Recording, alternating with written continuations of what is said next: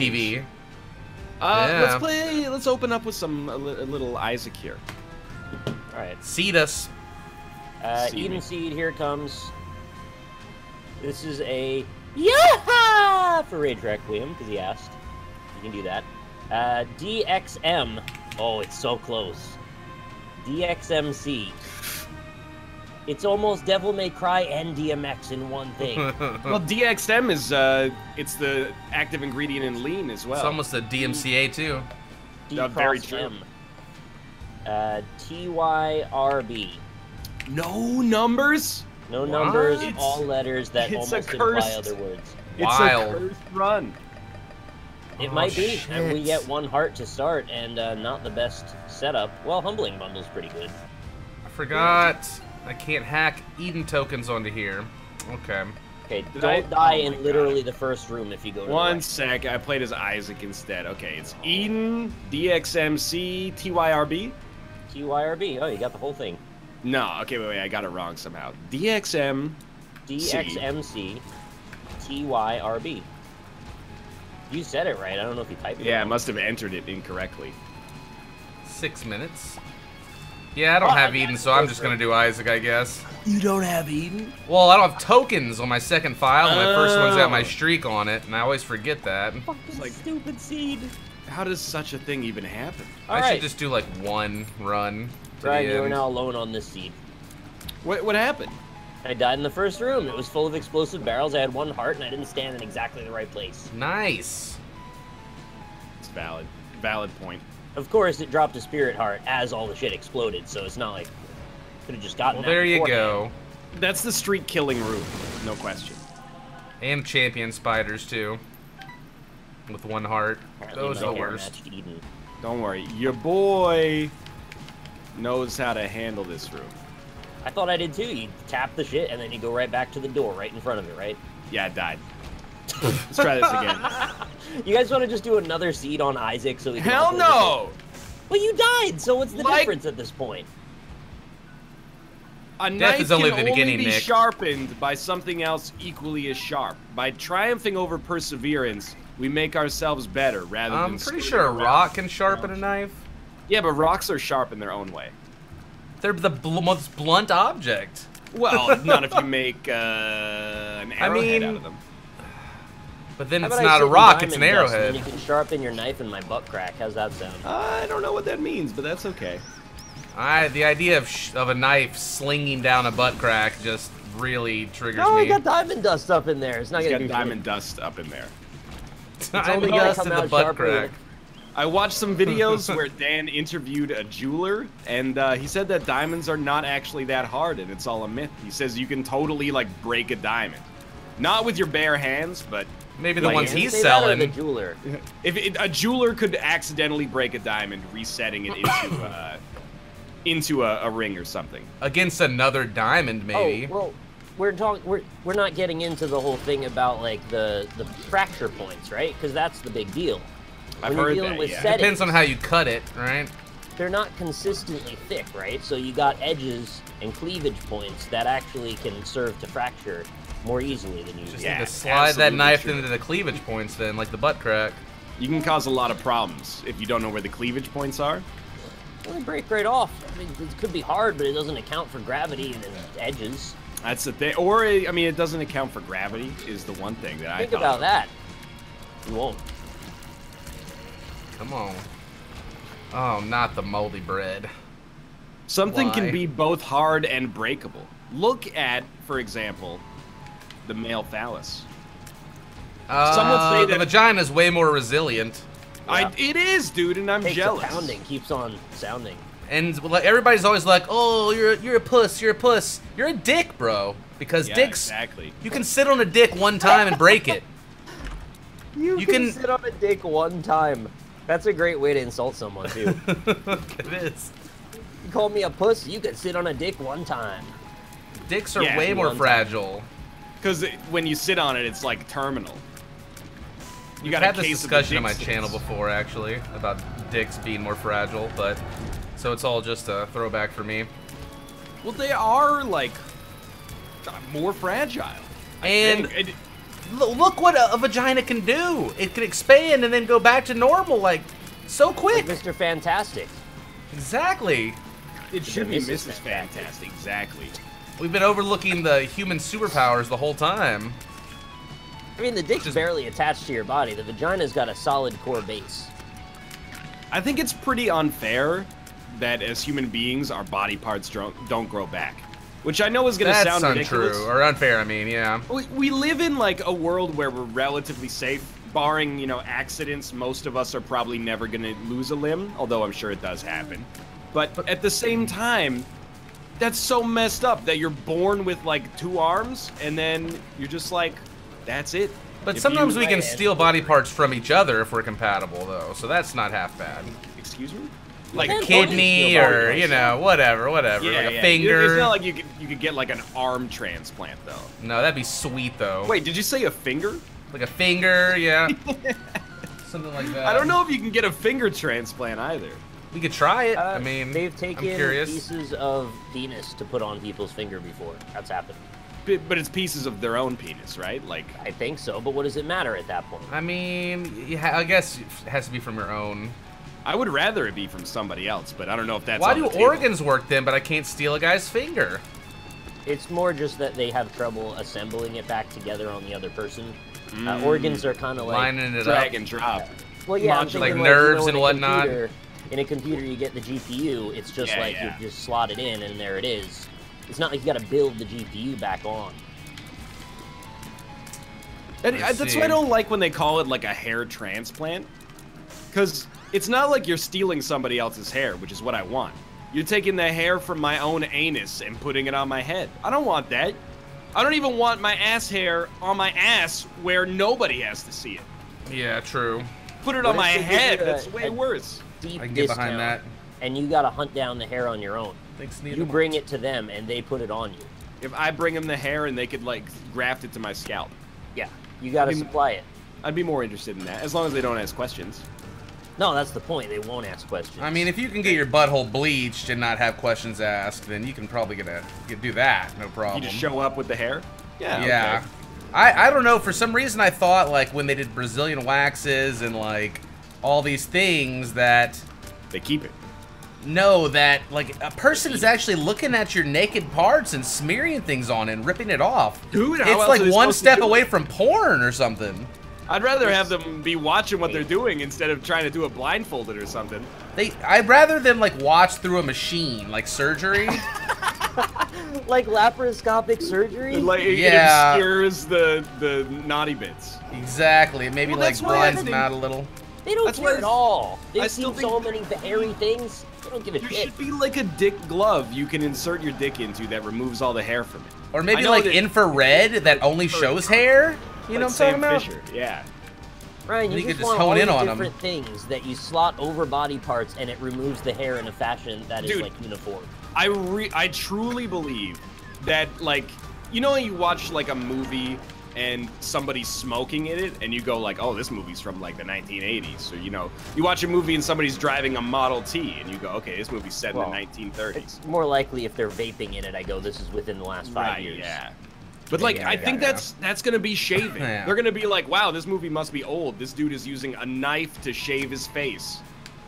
He doesn't even have the laser shaver that just like automatically does it for you. It's got that great power moment though of like, you're in the mafia, right? And you're worried about if someone betrayed you, but then you got to go to the barber, and then he's got the blade right up against your throat. You don't get that anymore with the laser shaver. The laser shaver burns. Well, you could get it if it had like a knob on it and one of them was lethal. If it was like just... That'd be like a... Oh, you see like a Star Trek. Comes just kind of edging towards the lethal knob. You're going to phase somebody? Like the phaser. And by the time you hear the brrr, it's too late. You're yeah, I mean you're strapped in. You've been dead for ages. You've been dead the whole time, actually. It kills you immediately, but you don't know it. But as much as we joke, I truly do believe we're in for a revolution in shaving that is not related to the number of blades on a razor. Well, what if the other option is we actually just design our genome so we don't grow hair in places we don't want? I'm also okay with that. But then there's no need for a laser shaver or a helmet shaver. You just don't have hair then. You know, I don't have any skin in that game. So, like, if they want to redesign the genotype, the thing is, they need to put it in me as, like, a 50-year-old. No, you don't get it. It's not for you. Well, then if I need we the can laser kill, like, specific weeds and grass, why can't we just kill hair on our skin? I don't understand. It's like the most resilient parasite on Earth. I mean, we can nair it, I guess, but... Yeah, but, like, you can people are like, just get laser hair removal. If you get laser hair removal, you have to go for, like, 80 sessions until and it's not permanent after a few years, I hear, too. And they're shooting you with a laser and burning the hair off. I want to be shot with a laser. That sounds awesome. I mean, you can get it done. I don't even care why. It just sounds fun to me. What about one of those blue lasers that like can write in wood and set things on fire? Oh, do I get to choose the color? I didn't even think about that. Like that one from Kickstarter? There's green and red and what blue. I think that's it. Makes you the coolest? Because probably I would say purple. Blue's the hottest, so if you want to go for danger factor... Oh, well... Danger would have to be red, wouldn't it? Because that's the Dan Giesling color. But I mean, that's like faux danger. Laser. Default for sure. I feel like I would rather get hit by a red laser. Like if somebody else is wielding, I'd rather get hit by a red laser than any other color because I know what to expect. Just a burning sensation. Yeah, I'll be like, this is gonna hurt. But you know, if he hits me with a yellow laser, I'm like, I don't know, what does that do? Like fry my organs? It probably tastes like ginger. It's a ginger definitely laser. Feels cold and then hot. I don't know what purple does at all. It's Mace Windu. That's not a real thing, is it? A purple laser? I think you can have a laser of any color. It just depends what gemstone you put in the bottom. The green ones are that's like industrial, right? Like you can point out stars with those. Is that the military grade one that they use? I believe so, yeah. They always got that advertisement that's like the laser of the future. You don't need pepper spray anymore when you have this. I saw an Iron Man gauntlet on YouTube that this guy... It made himself, and he could bend his wrist back, and a blue laser would come out from underneath his wrist, and he could pop balloons from like 10 feet away. Yeah, it's kind of ironic, because like as soon as you start wearing your homemade Iron Man gauntlet out in public, you actually need some style of personal defense. Otherwise, you're gonna get your ass kicked nonstop, and not just by balloons. Like, I hope those are testicular grade. No, man. Like if you were in a situation where it was like Bloons TD5. That Iron Man gauntlet would save your ass. Have you seen how aggressive those get? They're pretty aggressive. In CD5? What? No, Bloons TD5. Tower Bloons Defense. TD. Oh, I've purged that game from my. NL knows about the balloons. Only the balloons battles, though. I know a little bit about balloons. I know that at some point you actually might want to sell things to go for the killing blow. But I only learned that at the final moment, unfortunately. I got temporarily obsessed with that game, actually, so... the battle one or the other one? Not the battle one, the regular one. Yeah. The one that's got like 200 million levels that I'll never finish. Yeah, I've been trying to play that game for hundreds of hours, and I'm still missing like 80% achievements or something. That's severe. Ridiculous. Yep. That's maybe more than I have time to do. Well, especially with all the time we're going to be investing in the Fortnite battle mode. Battle Royale mode, sorry. Right? Yeah, I figured, how could you not, right? Well, now's the time. Make hay while the sun shines, as they say. You can, not only is it a battle royale, but I watched some footage today. You can make walls and staircases. Better be able to. How tall can you make the towers? As tall as your imagination or the limit that they impose in the game. One of the two. My imagination. Is that PvP, basically, is what you're saying? It is PvP. It's PUBG in Fortnite. Huh. With towers. So, with pay-to-win features and founders packs. Perhaps, yes. But we got the purple gear, so let's not spoil it, you know. Yeah, well, that'll go bad eventually, as you know. It all deteriorates. Let's go. Dude, did you guys both like escape the clutches of the seed? No, I restarted. Okay. As Isaac. I can't play Eden. Childhood. It's not a great seed in my opinion. Yeah, like I said, we should have just started over on a different one. Yeah, but you know, a bad seed is actually like rarer than a good seed now. So like, I'm more into the idea of conquering a bad seed. Yeah, then you load up the Eternal Edition and you die 20 times in a row. Let's not go crazy. I'm just salty. I still never played. I got super lucky that I was like away when the Eternal Edition came out. Oh, I've done this recently, so. When I came back, everybody was like, "Don't play it. It's trash." And I was it's like, complete trash. Saved me a lot of time. It's challenging though, to the fact or the point that it's unfair, and also I just want the achievements because I'm stubborn. Right. Dude, speaking of not trash, and I want to make that clear, but speaking of game being hard to the point of unfair, I've been playing some Cook Serve Delicious too. I don't know. Do you guys have any? You're gonna say Cuphead tutorial. I feel like it's impossible. The first one was impossible without having multiple players on your team. Dude, so this one previously in Cook Serve Delicious 1, one of the complaints that I had was like, if you're good at the game, there's a lot of grinding at the start where you're like, you know, the buzz on my restaurant is like 7, and then you finish a perfect day and it's like the buzz on my restaurant is 9, and then like your restaurant gets busier as your buzz goes up, so you're like, this is kind of like a little boring at the start. Cook Serve Delicious 2 goes insane. I did like 1 perfect day and it was easy, and my buzz went up to like 70, and then the next day I did like decent, and my buzz is at like 180 now. So the morning bell dings to be like, your restaurant's open, and then it just goes ding, ding, ding, ding, ding, like Hector Salamanca comes in. I got 8 orders as soon as the doors open. There's 8 orders, and they're like, we want pretzels. And I'm like, well, you can't have pretzels because I couldn't bake the pretzels until it opened. And they're like, well, we're cheesed then because you got to bake the pretzels immediately, or you can't, like, we're going to leave and we're going to give bad reviews on Google and Yelp and etc. and Zomato and more of these such websites. It's not fair. You gotta hire more employees for your growth there. Like, pre-fry some pretzels before open. You not before open, but like that's the new thing in the game is you get these holding stations where you can like prep food that people will then just come in and be like, you got pretzels, I'll take one. That's unrealistic, because if they can't eat the food, then how can they review it poorly? It's your shop. True. If you don't have the pretzels, you don't have the damn pretzels. Fuck them. They're just gonna say bad service or something, but I'm gonna say come back tomorrow for pretzels, shitty reporter. But there won't be any pretzels. There's no pretzels served until like 9:20 a.m. because, you know, at 9 I gotta get in there and bake the pretzels. Which brings us back to the point: come back when the pretzels are ready, and don't give me bad reviews. Apparently, Delicious could be like Mechanical Turk for food. Basically, what you could be doing is offloading all of the work of actually running a restaurant to digital people. Correct, yeah. Are pretzels actually fried?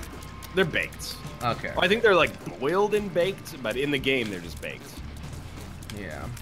Either way, like apparently they've fixed it now, but like day 1 and day 2, I was like, this game's really fun. Day 3, I was like, it's literally not possible, in my opinion, to perfect. You could still survive the days, but it's actually inconceivable to perfect it, I think.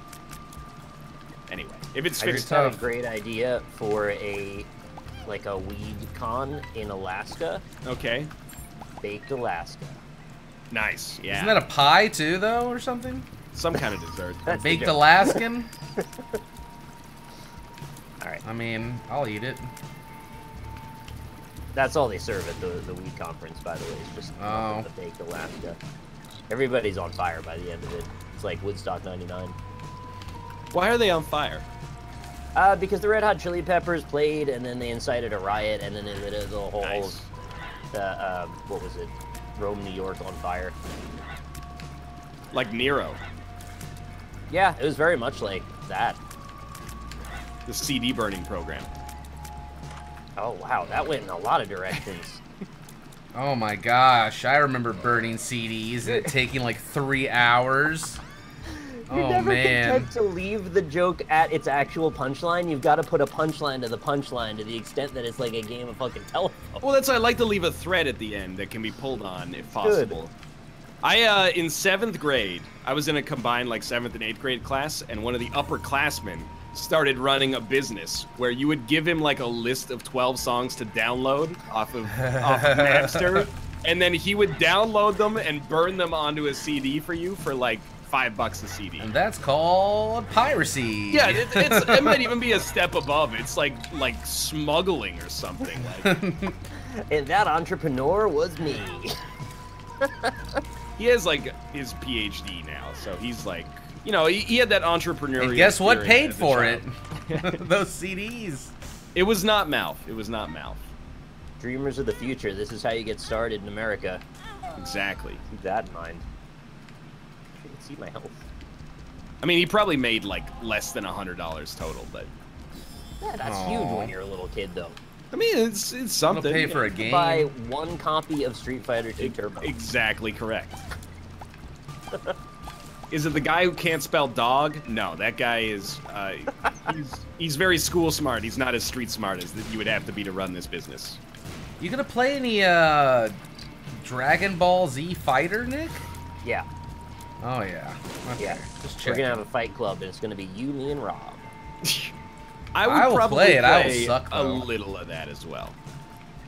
It looks so fun, even though I suck at games like that. Dude, I played it at PAX. It was real fun. Oh man, I'm jealous. Our System Works knows what they're doing on fighting games, and DBZ's needed a good fighting game forever. I believe it has like an auto combo as well. So they seem to always have that as the stylish mode, like you've seen in Persona 4 Arena. So there is a chance, yeah. They also had that in most of the Blaze Blue games as well, so they just kind of use that as part of their engine now, I guess. Smart. It makes it like way more accessible. Yeah. And plus, like, if you're fighting somebody with stylish mode, you're just gonna smoke them if you know what you're doing anyway. Yeah, yeah. So it doesn't really change much in the scheme of things. The reason I like it is because it's like a fighting game, but the characters are cool. Instead of like, hey, it's a fighting game, but hey, this character like uses a book to fight you, and this character is a demon reborn from like the 80th realm. I'm like, this one wears a jaguar hat. Yeah, this guy's half man, half jaguar for some reason. So weird. Just out of nowhere. This guy got thrown into a volcano at the end of Tekken 2, but for some reason he's like still kicking around, but he's like maybe a demon or something. Stronger than ever now.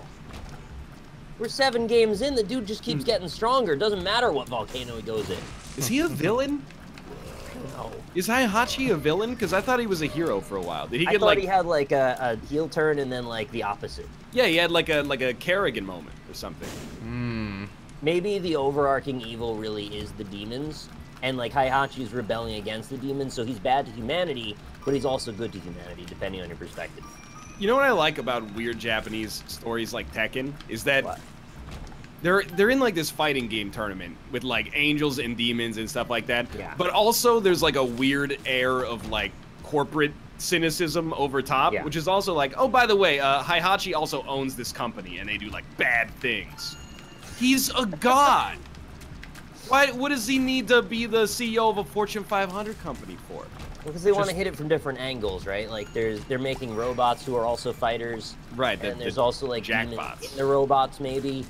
Alicia, right, is her name? That has like a chainsaw for a hand. She was like a main character in one of them. Oh yeah. Okay. I think being a god in a physical form, you're still limited to being only a certain amount of places at once. So you want to branch out your empire.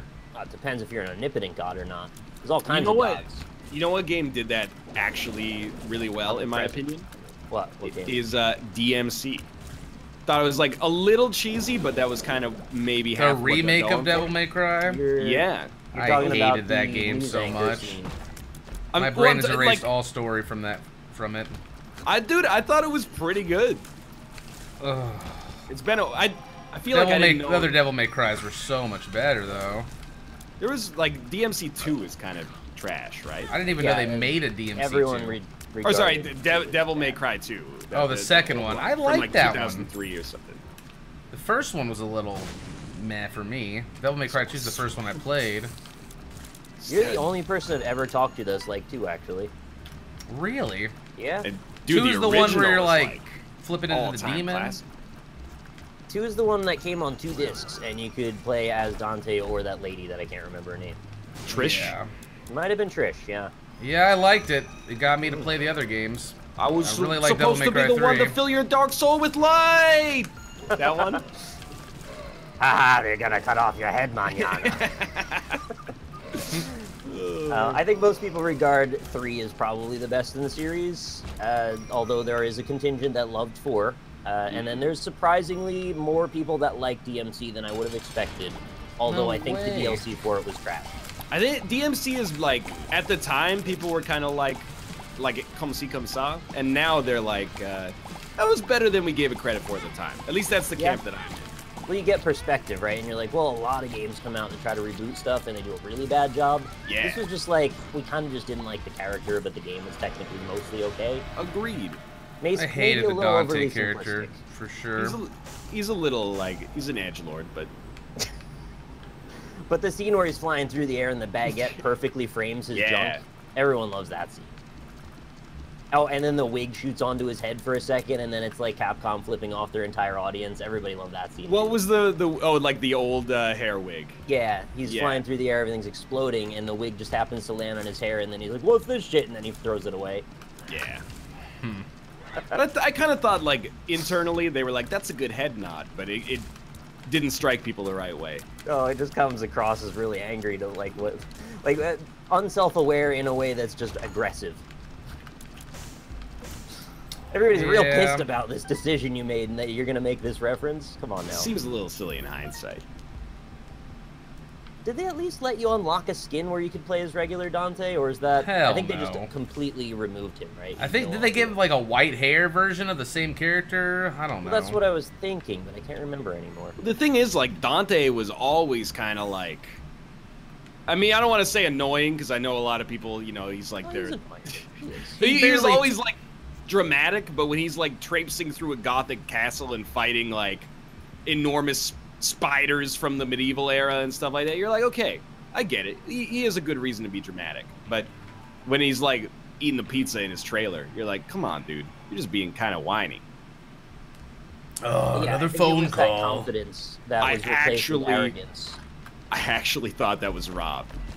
Can you do that? Can you do that another phone call voice again? Another phone call. It's close.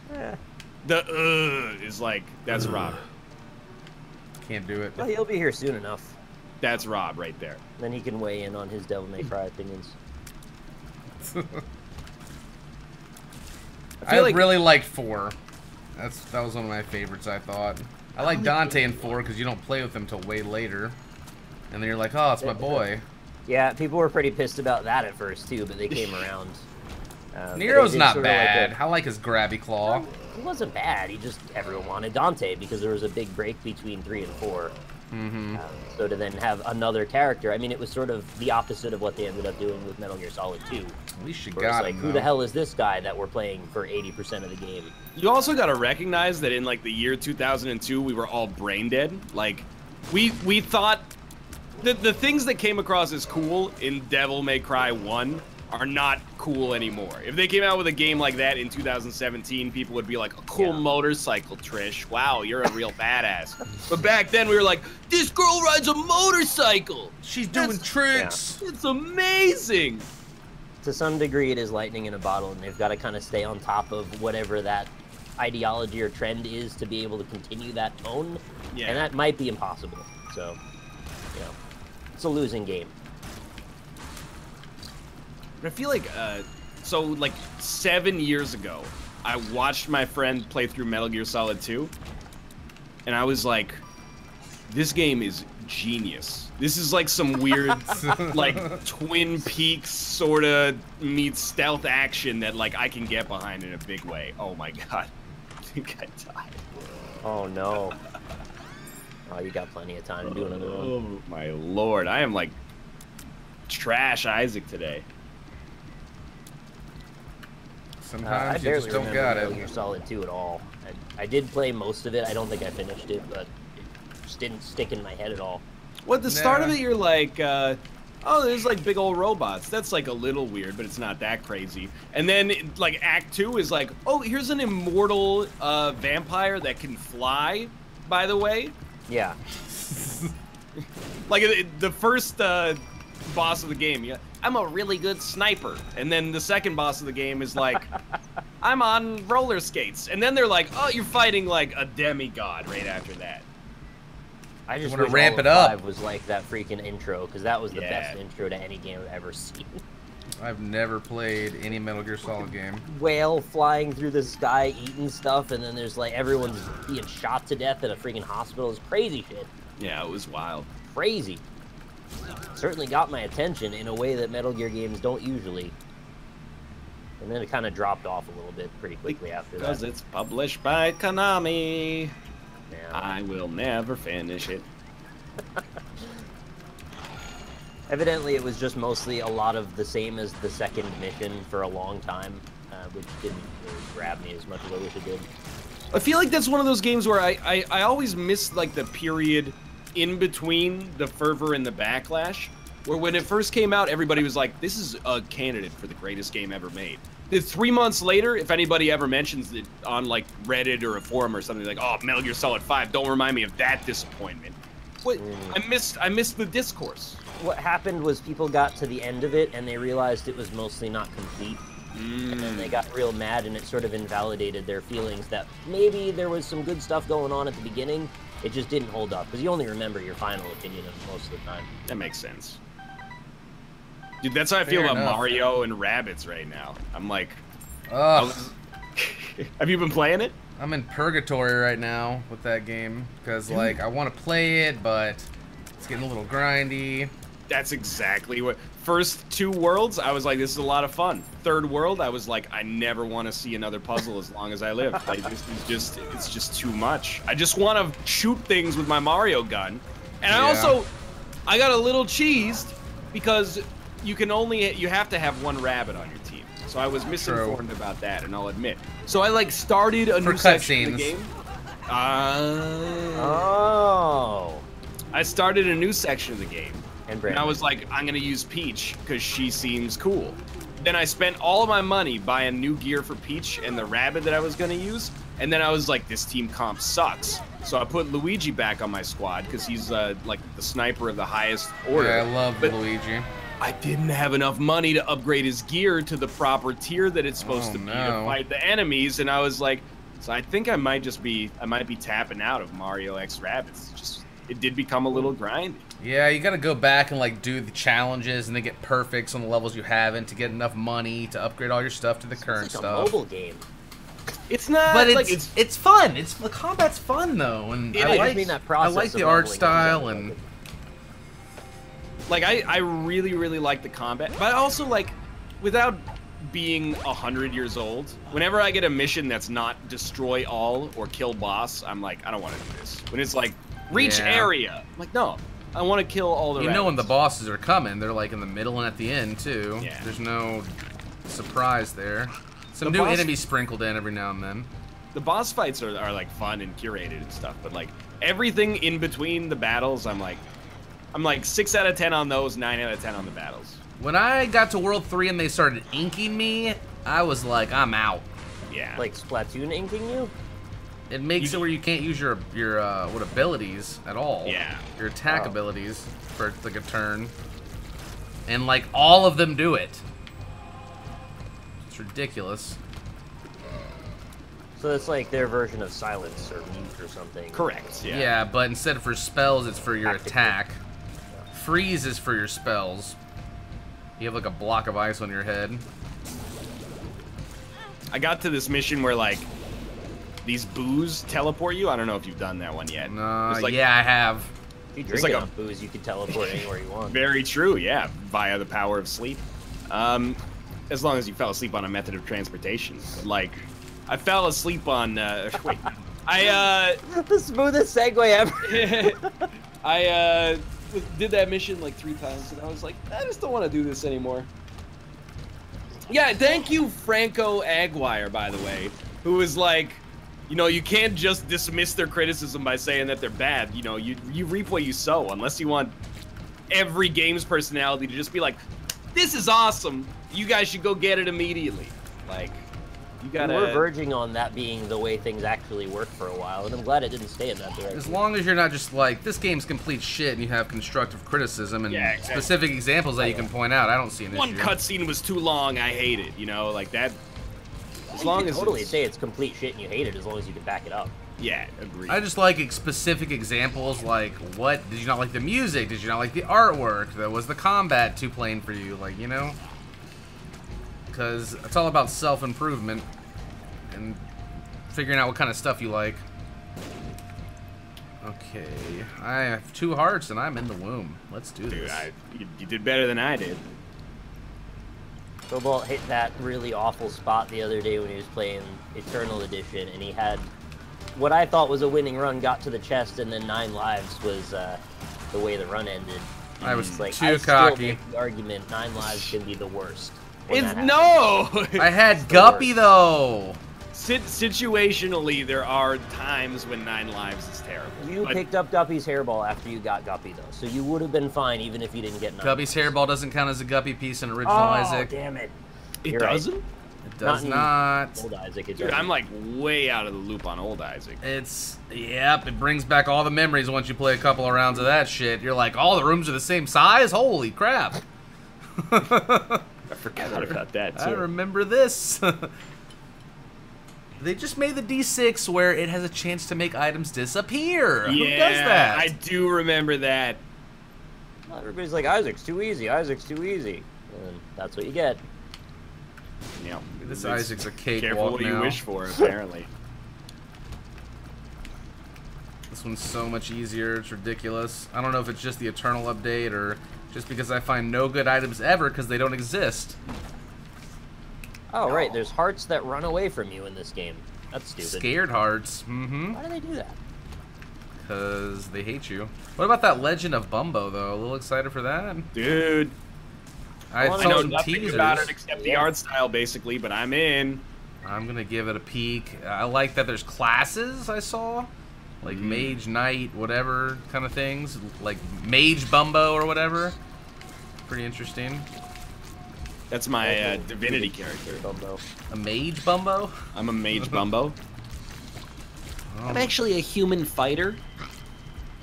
Because I'm wicked born. Why human? You're just playing your own realistic class. Okay. So I'm playing with Mathis. And Mathis is a zany boy. He's like, I'm going to be an undead, like, elf. That's what I would want to be. Is that there was like a picture that like looked like a skeleton warrior. Was it that? That might be Mathis if you were looking at Mathis's tweets. Huh. That looked cool. Dude. You could have played as that guy. So I want to play it so bad. I chose to be like the good cop to his bad cop. So he's an outlaw. I forget the other one. He'd be some kind of like outlaw class that's an undead elf archer mage. Exactly correct. And then I made a human fighter who's noble and just. So whenever we have dialogue, you know, he's like, let's skin them and take their stuff. And I'm like, we can't do that, Mathis. You must be terrible at your job. You would have just arrested Mathis. Well, we're both prisoners, actually, at the beginning of the game. Oh. Spoilers. For reasons that I don't even remember. But it's, like, relevant in some way. Purity.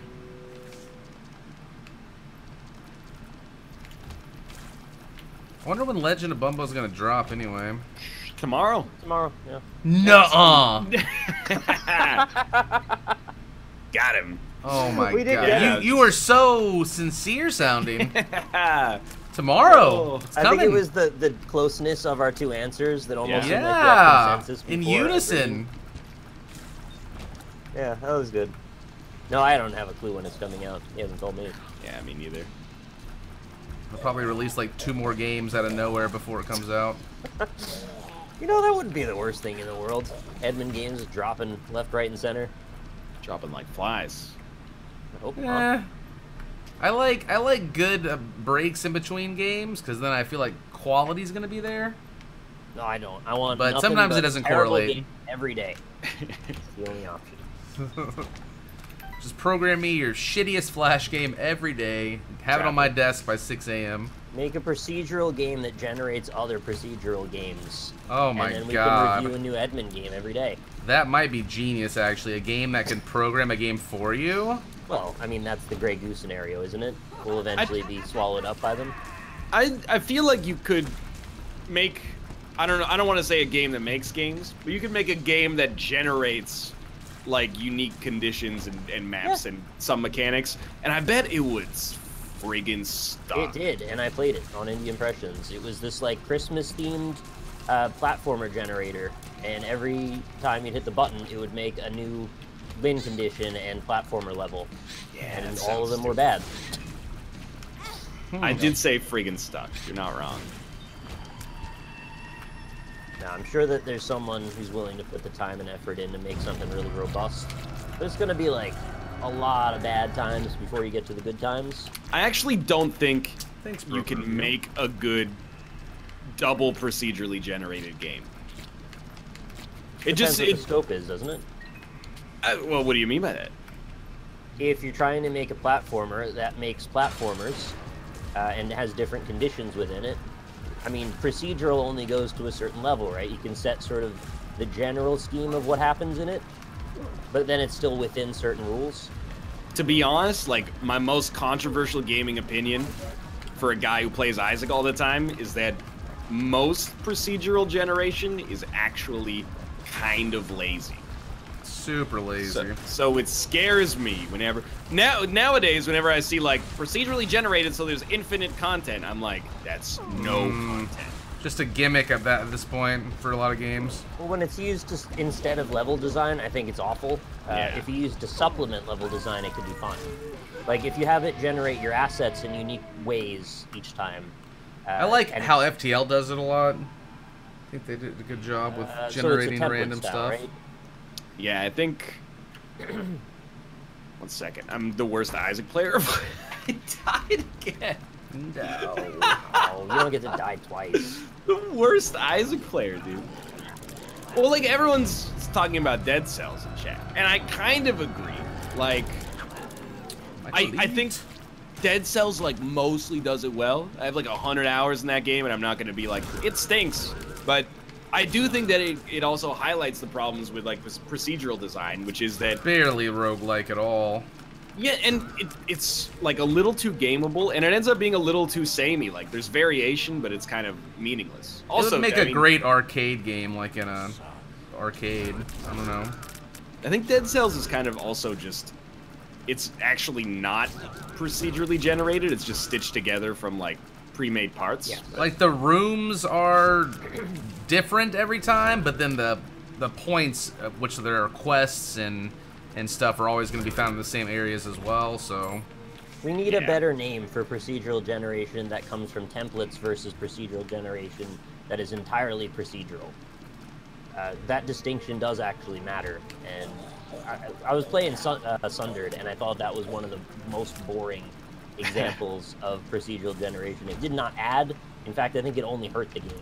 Well, sometimes you play a game, and it's like, you know, we have procedurally generated loot. And, like, the loot is just 18 different ways to have, like, a sword with +1 ice damage or something. Oh, brazen sword of the Arctic. And okay, the main... Procedural attributes and names, I guess, adjectives. It's like, who cares?